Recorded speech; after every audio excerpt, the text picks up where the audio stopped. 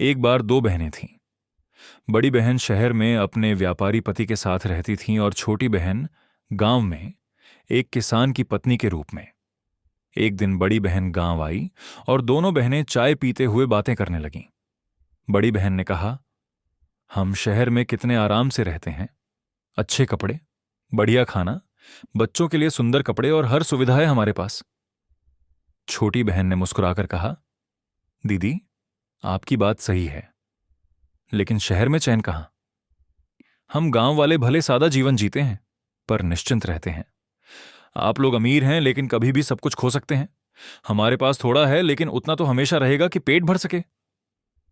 यह सुनकर पास बैठा पाखोम, जो छोटी बहन का पति था, मन ही मन सोचने लगा, हम किसान मेहनती हैं, धरती मां के सच्चे बेटे। अगर मेरे पास बस थोड़ा और जमीन होती तो मैं खुद शैतान से भी नहीं डरता। उसी समय गोदाम के पीछे बैठा शैतान यह सब सुन रहा था। उसने मुस्कुराकर कहा, अच्छा, तो तुम मुझसे नहीं डरते पाखोम। ठीक है, मैं तुम्हें जमीन दूंगा, इतनी दूंगा कि तुम्हारा लालच ही तुम्हें मेरे वश में कर दे। थोड़े ही समय बाद गांव के पास की एक जमींदारनी ने अपनी 300 एकड़ जमीन बेचने का ऐलान किया। पाखोम के मन में लालच जागा। उसने पत्नी से कहा, देखो, सब लोग जमीन खरीद रहे हैं, हमें भी कुछ जमीन लेनी चाहिए। दोनों ने मेहनत करके पैसे जोड़े, बछड़ा बेचा, कुछ मधुमक्खियां, थोड़ा उधार लिया और आखिरकार पाखोम ने 40 एकड़ जमीन खरीद ली। उसने बोया, फसल काटी, कर्ज चुकाया और अब वह अपनी जमीन का मालिक बन गया।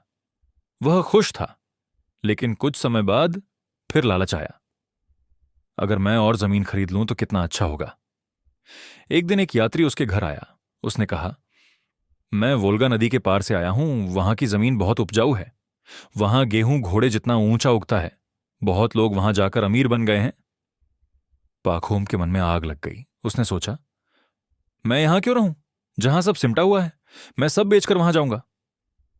वह गया, देखा और पाया कि जमीन सचमुच बहुत सस्ती और अच्छी है। उसने अपनी पुरानी जमीन बेची और परिवार समेत नए गांव चला गया। अब उसके पास पहले से 3 गुना जमीन थी, लेकिन फिर भी उसका मन नहीं भरा। वह सोचता रहा, अगर और जमीन मिल जाए तो मैं सच में सुखी हो जाऊंगा। एक दिन एक व्यापारी उससे मिला। उसने कहा, मैं बशकिरों की भूमि से लौटा हूं। वहां जमीन इतनी सस्ती है कि कुछ कपड़े और चाय देकर जितनी चाहो जमीन मिल जाती है। पाखोम ने तय किया कि अब वह वहीं जाएगा। वह व्यापारी को साथ लेकर कई 100 मील दूर बशकिरों के देश पहुंचा। बशकिर लोग सरल और मेहमान नवाज थे। उन्होंने उसका स्वागत किया, चाय, घोड़े का दूध और भेड़ का मांस खिलाया। पाखोम ने उन्हें रेशमी कपड़े और चाय के तोहफे दिए। उनका मुखिया बोला, तुम अच्छे आदमी हो, जो तुम्हें पसंद आए वह तुम्हारा हो सकता है। पाखोम ने कहा, मुझे तुम्हारी जमीन पसंद है। मुखिया ने कहा, ठीक है, जितनी जमीन तुम एक दिन में पैदल घूम सको उतनी तुम्हारी होगी, बस 1000 रूबल में। पाखोम ने पूछा, एक दिन में जितनी घूम सकूं, और अगर लौट ना पाया तो? मुखिया बोला, तो फिर तुम्हारे पैसे हमारे। पाखोम खुश था। रात भर उसे नींद नहीं आई। वह सोचता रहा, कल मैं बहुत दूर तक चलूंगा, बहुत बड़ी जमीन होगी मेरी। सुबह जब सूरज उगा, मुखिया ने कहा, यहीं से शुरू करो और सूर्यास्त से पहले यहीं लौट आना। पाखोम ने सिर हिलाया। उसने कोट उतारा, जूते ठीक किए, पानी की बोतल कमर में बांधी और एक टुकड़ा रोटी जेब में रख ली। उसने एक गहरी सांस ली और चल पड़ा अपने लालच की दिशा में। सुबह की ओस अभी भी घास पर चमक रही थी। पाखोम ने तेज कदमों से चलना शुरू किया। हर 100 गज पर वह फावड़े से जमीन खोदकर एक निशान लगाता जाता। शुरुआत में उसकी चाल संतुलित थी। सामने की जमीन उपजाऊ थी और हर कदम पर उसे लगता, बस थोड़ा और आगे चलूं। कई घंटे बीत गए। सूरज अब ऊपर चढ़ चुका था। पाखोम पसीने से तर था, पर चेहरे पर संतोष था। हर बार वह खुद से कहता, बस थोड़ा और। वह पीछे देखता, पहाड़ी अब बस एक बिंदु रह गई थी। लोग छोटे काले धब्बों जैसे दिख रहे थे। धूप अब तीखी हो गई थी। पाखोम का गला सूखने लगा।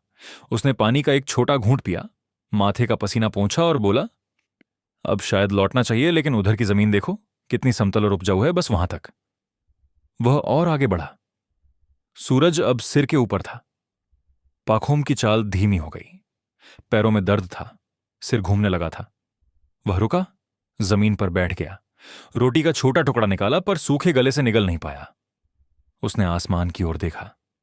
सूरज निर्दयता से जल रहा था, जैसे कह रहा हो, अब लौटो, नहीं तो देर हो जाएगी। लेकिन लालच ने उसकी आत्मा पर कब्जा कर लिया था। वह उठा और बोला, थोड़ी और मेहनत कर लूं, फिर लौटूंगा, जिंदगी भर के लिए सुख मिलेगा। उसने तीसरा कोना खोदा। अब समय दोपहर पार कर चुका था। सूरज पश्चिम की ओर झुकने लगा था। अब उसने मुड़कर वापसी की दिशा पकड़ी, लेकिन जो दूरी तय की थी अब बहुत लंबी लग रही थी। गर्मी असहनीय थी, घास उसके पैरों को काट रही थी, जूते उसके हाथ में थे, पांव खून से सने हुए। वह तेज चलने लगा, फिर दौड़ने लगा।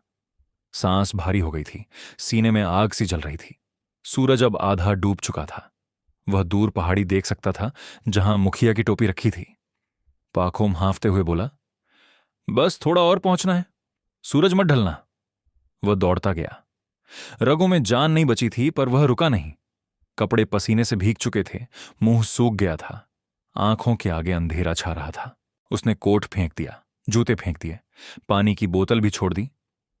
बस एक फावड़ा रह गया था जिससे वह खुद को संभाल रहा था। वह अब लड़खड़ाते हुए पहाड़ी पर चढ़ रहा था। सूरज की आखिरी किरणें धरती को छूने वाली थीं।